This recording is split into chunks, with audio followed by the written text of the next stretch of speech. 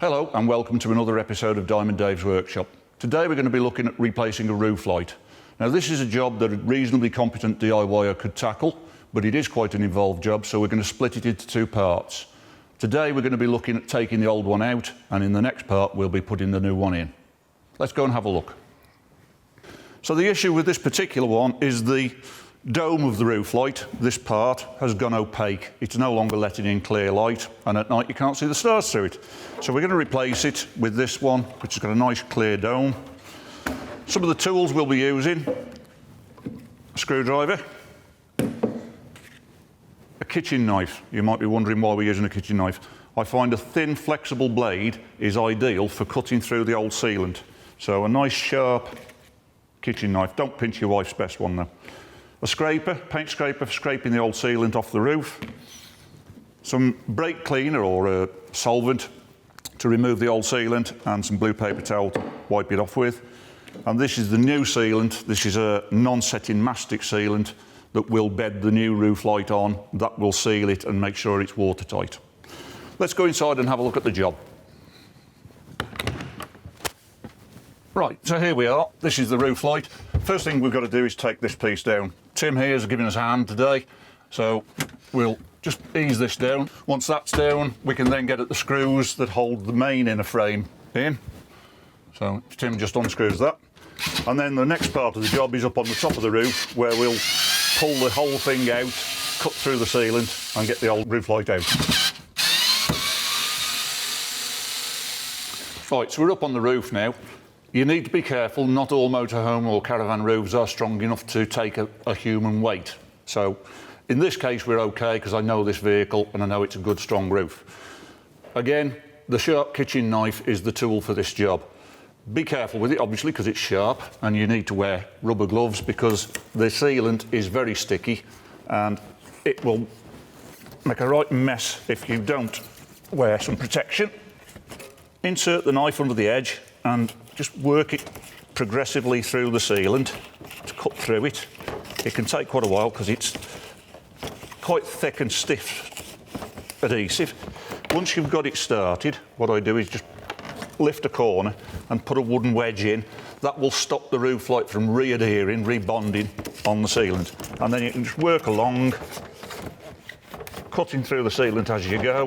When you've got enough cut through, another wedge, and then we'll go down the side. If you're just resealing a roof light, so if you were going to reuse this, you need to be careful that you don't damage the frame, either by pulling too hard on it and cracking it, or cutting it with the knife.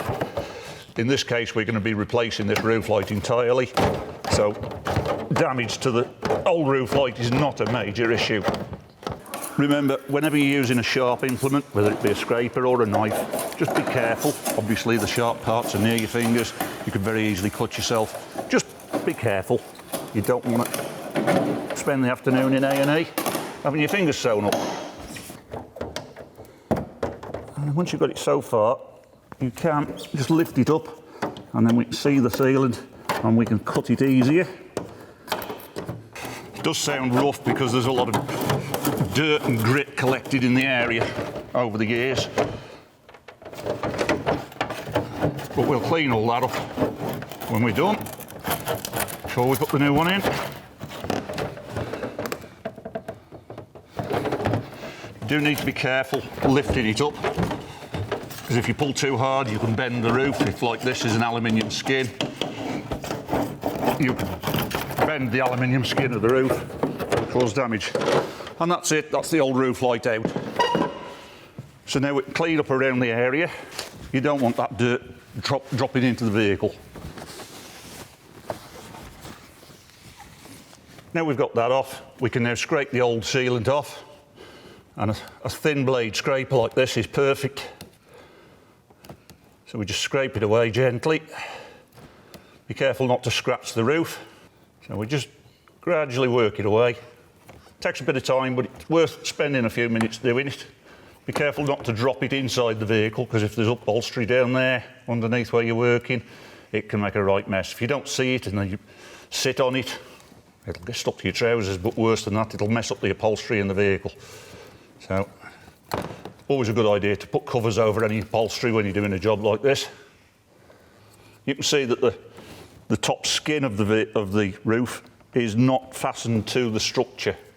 That's deliberate, it's not a mistake, it's deliberate to allow for expansion.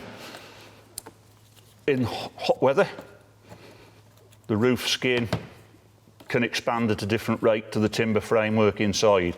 If it was all bonded together, it can cause all sorts of problems with rippling. So it's laid on as a loose panel. Right, so that's about the last of the majority of the sealant adhesive off. We'll give that a clean up with some chemical cleaner, a solvent, just to get the last traces off. Then we'll abrade that surface with a bit of emery paper just to give the new adhesive sealant a good bond to it. That's about it for up here. In part 2, we'll finish the job by prepping the new roof light and fitting it to the roof of the van.